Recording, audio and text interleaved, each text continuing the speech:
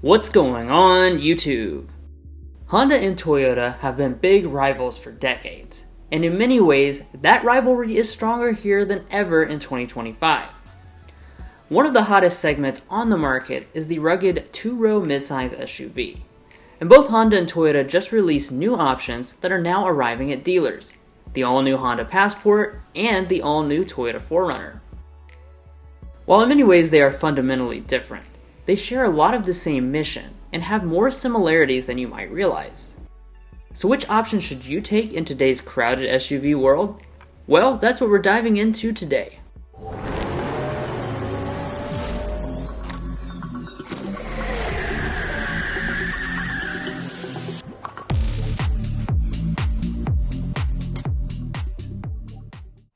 We're going to go over all the features, discuss the advantages and disadvantages of each model, but first, let's quickly talk pricing.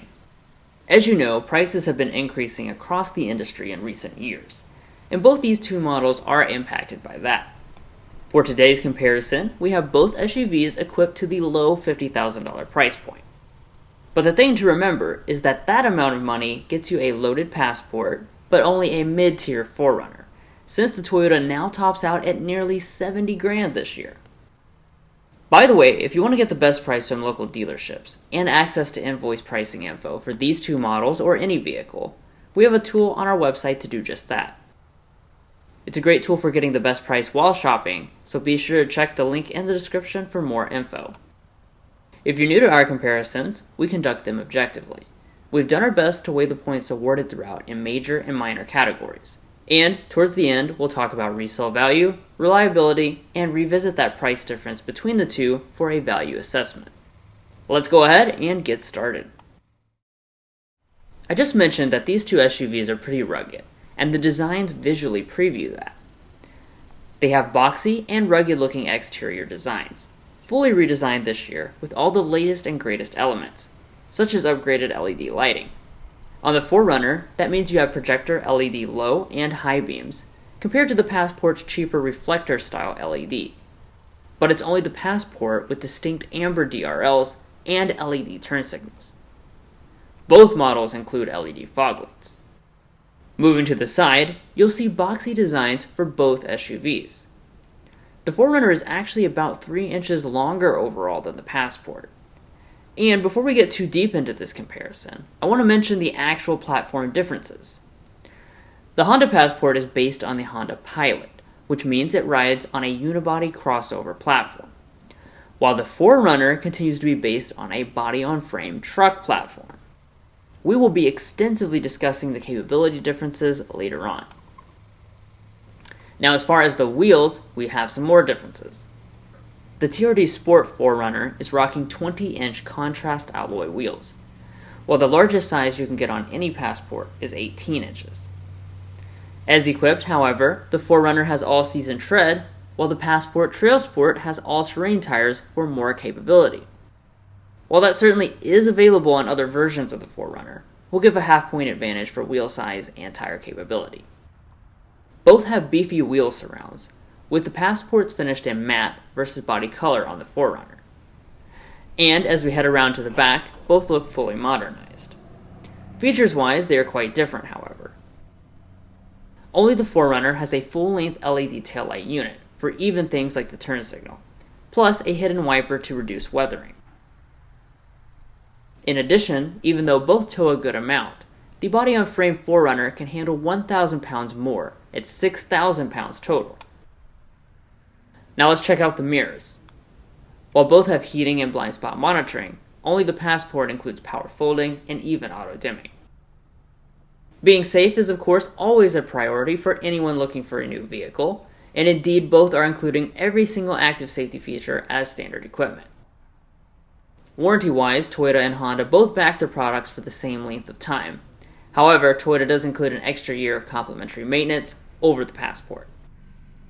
Now, even as different as they were on the outside, things get really different on the inside. So let's move on to that.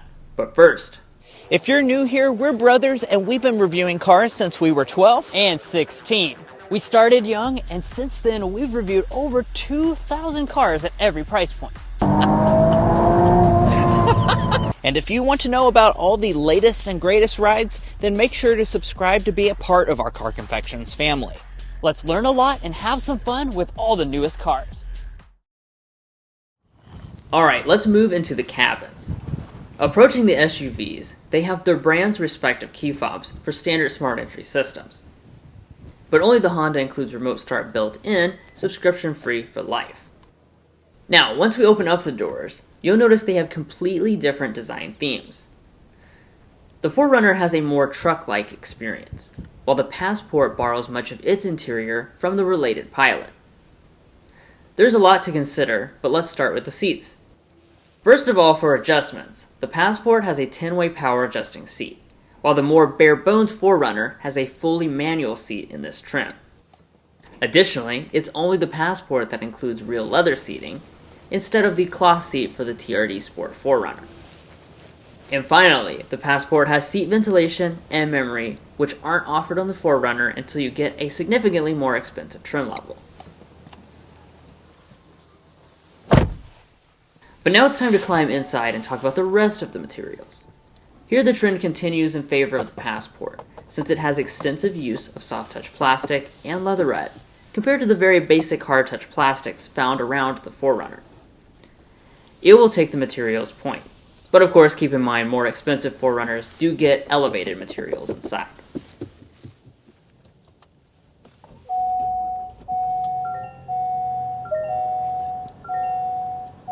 After startup, you'll see a 10.3-inch gauge cluster on the Passport, and a 12.3-inch one on the 4Runner. That's a roughly 20% advantage for the Toyota, and neither of them have head-up displays as equipped.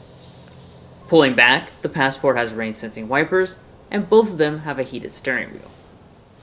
But another area of importance is interior storage, and here both SUVs fare well. The Passport does better though, with a larger center console that can hold a whopping 19 donuts, in addition to a large front bin and a storage shelf. 4Runner also has a storage shelf and front bin with a wireless charger, but it's not quite as big as in the Honda. Shifter-wise, the Passport has a push-button setup, and the 4Runner a traditional style.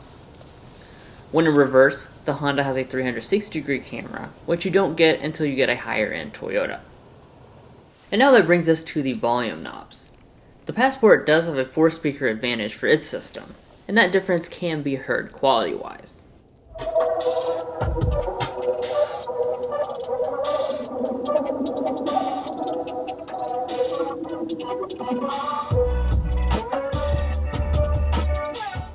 But now it's time to take a look at the elephant in the room, the main infotainment screens. Even though the 4Runner is all new this year, the mid-tier TRD Sport trim only comes with an 8-inch screen instead of the larger 14-inch screen that's available. That's certainly pretty disappointing, especially when you compare it to the 12.3-inch setup that Passport includes across all its trims. Besides that, for software, they have built-in navigation, but only the Honda Passport has Google built in. That'll give you access to Google Maps, plus things like Google Assistant, and both of them have wireless CarPlay and Android Auto.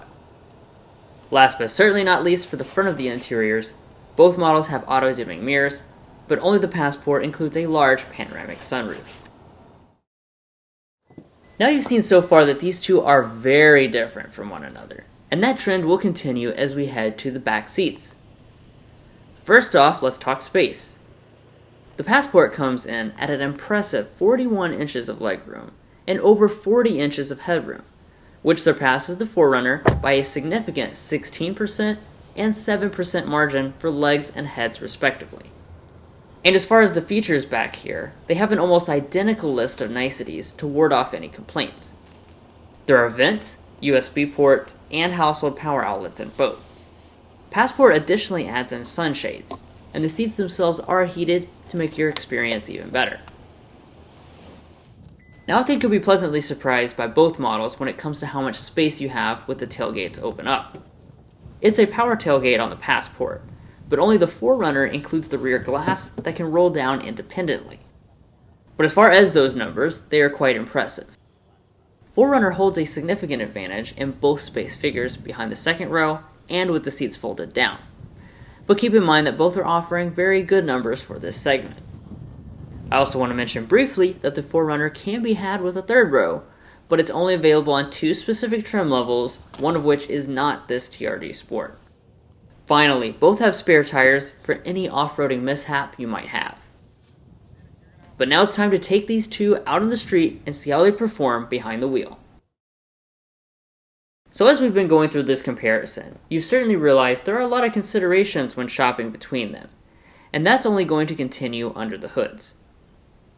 The Passport goes for the tried and true route and keeps a 3.5-liter naturally aspirated engine, making 285 horsepower. 4Runner, on the other hand, goes for a 2.4-liter turbocharged 4-cylinder instead, and it makes a similar overall horsepower figure of 278. While horsepower numbers are nearly identical, the torque figures certainly are not.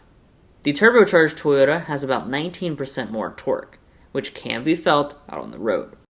But we also can't ignore the fundamental difference between a Turbo 4 and a V6. The Passport definitely has a more refined and premium nature, which makes it feel more luxurious with the NVH. Many people also prefer the simplicity of a V6 for potential future reliability.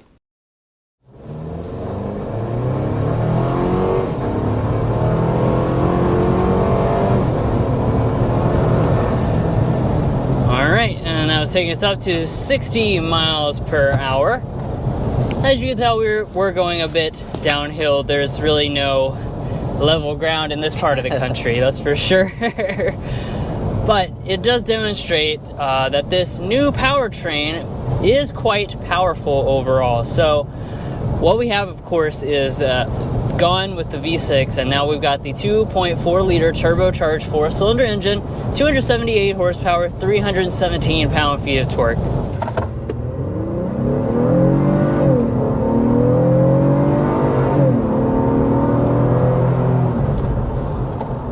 Alright, that was 0 to 50 miles an hour. Roads are pretty tight around here in this 2026 Honda Passport. Now, as you could hear, nice growl of a V6. That's because this, of course, does have a 3.5-liter naturally aspirated V6 engine. As far as the rest of the powertrains, let's talk transmissions. The Passport has a 10-speed automatic, and the 4Runner an 8-speed auto. Everyday performance is smooth and refined in both, and power is fed to the ground via a torque vectoring all-wheel drive system in the Honda or a full-time 4-wheel drive system in the 4Runner. Speaking of that difference, let's dive into some details about their off-road ability. The 4Runner has about a half-inch more ground clearance. However, it's only the Passport that has real metal skid plates as equipped. That, of course, is available on other trims of the 4Runner, and both have good approach and departure angles. The TRD Sport is one of the most street-oriented trims of the 4Runner, which makes it quite comparable to the Passport and its unibody platform. The ceiling of capability is higher in the 4Runner though, with rear and center locking diffs and sway bar disconnect being available on the harder core 4Runner trims.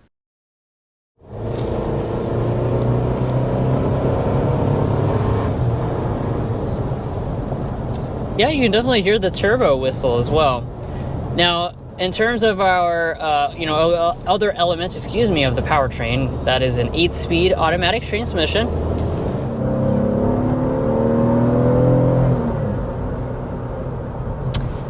Now, as far as the transmission is concerned, we've got Honda's 10-speed automatic transmission. They've been using this in other applications for a while now. Now, the next generation Passport gets it as well, and this is a really good transmission. I think it's a notable step up in terms of performance over the previous models. Now it's time to dive into these SUVs' ride qualities. Because of the fundamental difference in platforms, the Passport does have significantly better on-road driving dynamics and ride quality. 4Runner certainly isn't bad, but those taking frequent long trips will appreciate how the Passport cancels out the small and large road imperfections and exhibits better body control while cornering. this vehicle rides exceptionally good. So when you hit a bump in the road, it does a great job of soaking it up. Of course, we also have meaty tires on the outside that also helps you to have really good ride quality. So I really think the vast majority of people are going to be very, very satisfied with the ride quality. The seats are also very good, and especially as you compare to maybe some of the rivals, which may be body on frame, such as the Toyota 4Runner, this is going to have a lot more, a lot better on-road driving dynamics compared to that. That's going to have a little bit more vibration, so you'll definitely notice that on longer road trips. You do, of course, still have that traditional 4Runner truck-like, feel when it comes to your ride quality. A little bit of the, slight vibrations are coming inside. It is a body-on-frame platform, of course. But how quiet are the cabins? A signature Car Confections element is collecting sound level readings for all the vehicles we review at 55 miles per hour, unless there is some kind of extraneous circumstance. Unfortunately, this is one of those times, since the media drive of the Passport was in Puerto Rico and the 4Runner in California. Because of this, it can't be scored officially, but here's the 4Runner's reading for your reference until we get both of them back in Kentucky.